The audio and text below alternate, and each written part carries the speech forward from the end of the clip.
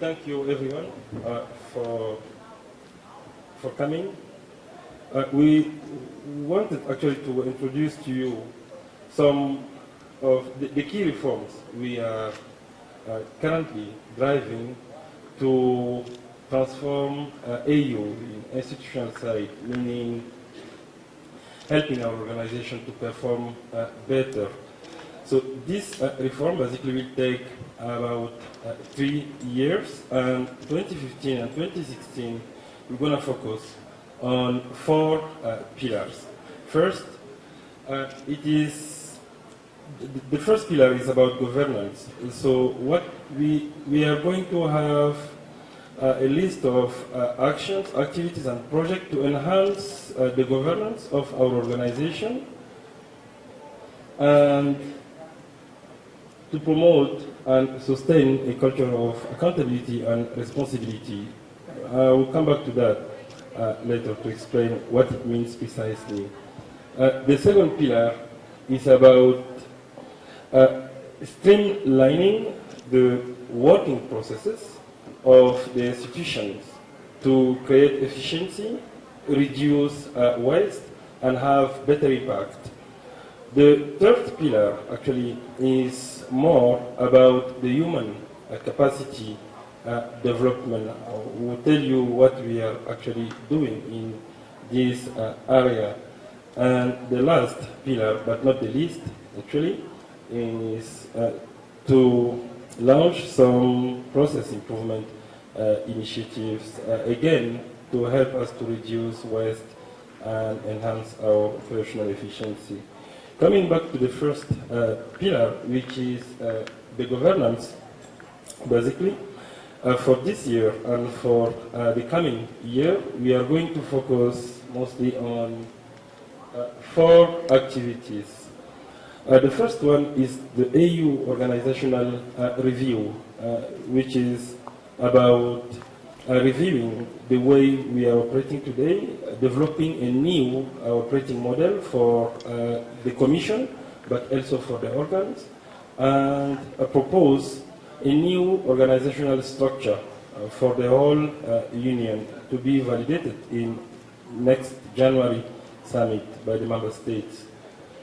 This is a huge work, because when we talk about restructuring, we are touching all the elements of the value chain.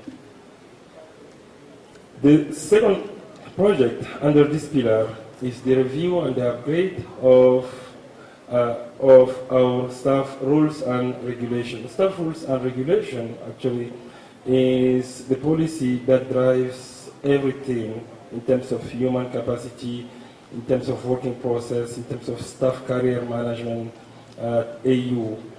We are losing a lot of staff, but now we think that one of the ways to address that is to address the issue of career development, the issue of recruitment, the issue of staff motivation, etc. So this is going to be under this project, which already have been kicked off and is running. The other activity is the institutionalization of the results-based management, which will actually will help us to show to our member states that we are really making an impact on the continent. And the last activity, this is a huge project as well, is the launch of the balanced scorecard for the AU.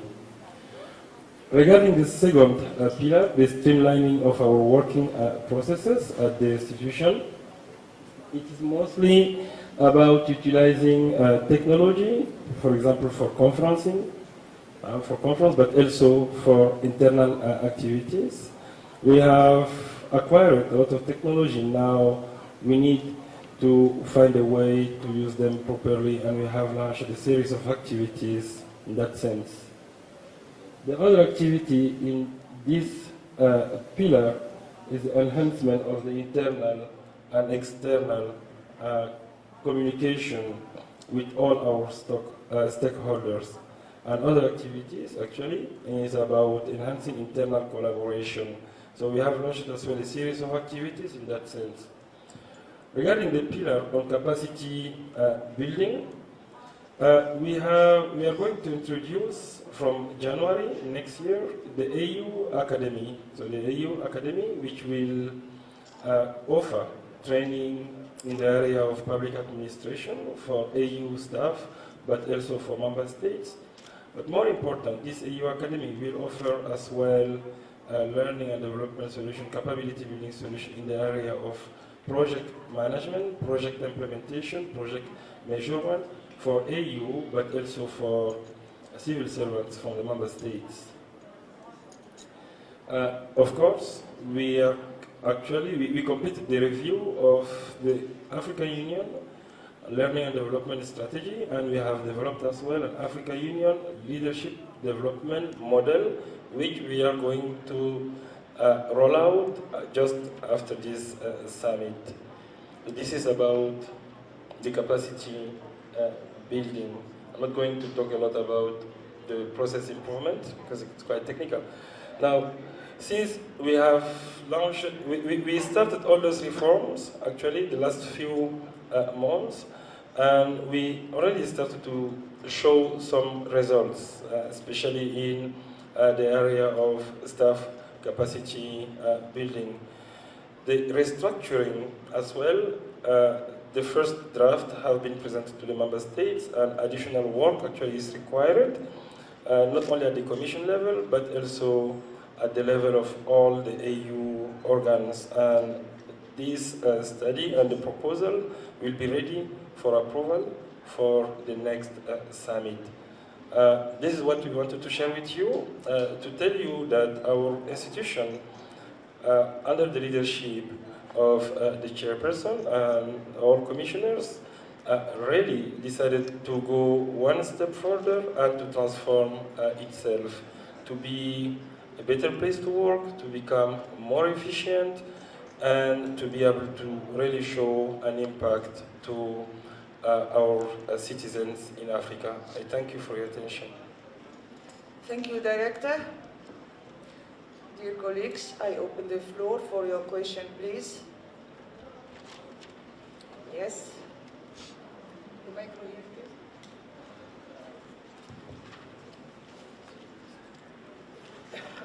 Good morning, and thank you very much. My name is Renee Volgraaf. I'm with Bloomberg News. Sir, you speak about restructuring in human resources. Could you maybe give us an indication of how many employees the AU have at the moment? And also, do you have an office in every one of the 54 member countries? And then also, I was wondering if you could maybe give me an indication of the AU's budget for this year. Thank you. Sandra, please. My name is Sandra Nyara, I'm with the Voice of America. Still on the issue of the budget, how much is the AU going to spend in particular on the AU Academy itself, looking at the situation where member states are already failing to contribute? Are they going to contribute towards the implementation or the building, the structure of the AU Academy in itself? Thank you. Omar, please.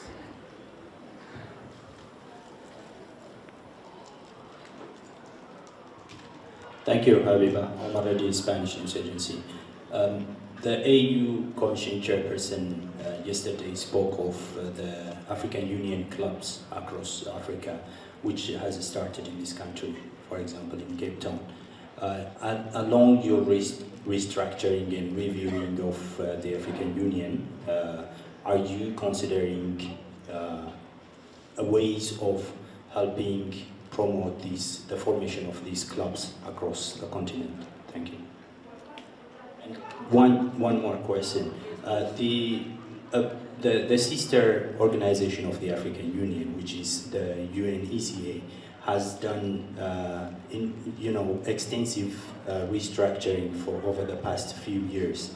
Are you collaborating or discussing with the ECA in any ways to seek their experiences and how they did their reviews? Thanks. Thank you. Let's give the opportunity to respond. I will come back to you. Director, you have the floor.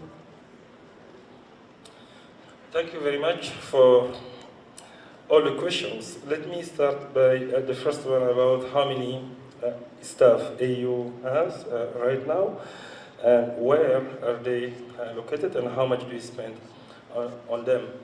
AU has, in terms of official number of staff, about 1,500 staff. But the number of employees is changing month after month based on the number of new projects we are launching, new activities we are launching.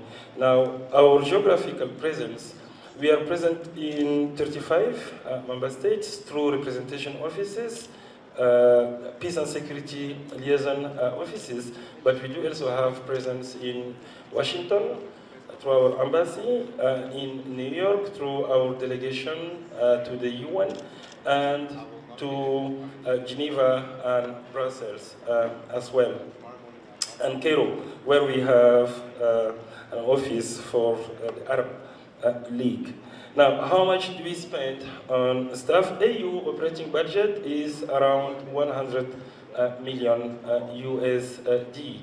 Out of this 100 million USD, 70% is going to salary, pension, staff welfare, and training, all those elements. So that's what we are spending. But it's not only for the 1,500 staff.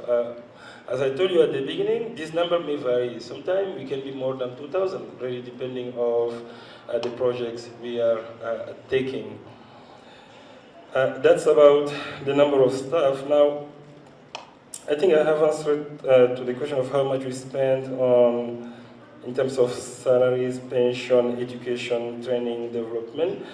Now, how much AU is going to spend in the academy? Let me bring one precision about the academy. The academy, the way we are designing it, is going to be a self-financing institution. We are not going to ask member states to give additional funding for the academy. So it's typically a kind of technical body which will provide learning and development solutions for the AU. So of course, AU current training and development budget will be absorbed into this academy, and we are going to open it as well to external public, so they would come, they would be required to pay, of course. So we believe that in 5 years we will reach a breakpoint, and this academy will be self-financing, will not require actually additional money from the member states. This is a commitment that we made to them, and I think it's going to happen. Now, about the AU clubs, let me put it this way. Our population in AU is, I don't want to say it's aging, but our average age is 50 years old. So that means in the next 10 years, at more 65% of the AU staff, most of them are going to retire. So it is an opportunity. Those type of clubs are opportunity for us, to bring young, talented people in our organization. So we are actually developing an AU talent acquisition strategy, which actually will take into account this type of clubs, and which will help us as well to better advertise our brand into schools, university, engineering schools, professional learning institutions, and to attract young and talented people, because today we hardly really attract young people in our institution. That's why we need to rejuvenate our branding and to develop an employer branding strategy to launch that in all the learning and education institutions across Africa. So this type of clubs will definitely help us. Talking about the restructuring, yes, we are collaborating with UN ECA, but not only with UN ECA, we are also working with the World Bank who has gone through a kind of restructuring, and we are also working with the UN to see, because they keep actually changing and restructuring every other year, so we are also talking with them. We are open to all the learnings and lessons from sisters organizations to help us to conduct this restructuring in efficient, effective way, because as you know, restructuring is always a pain, and we have to be open and to learn from each and everyone. I thank you.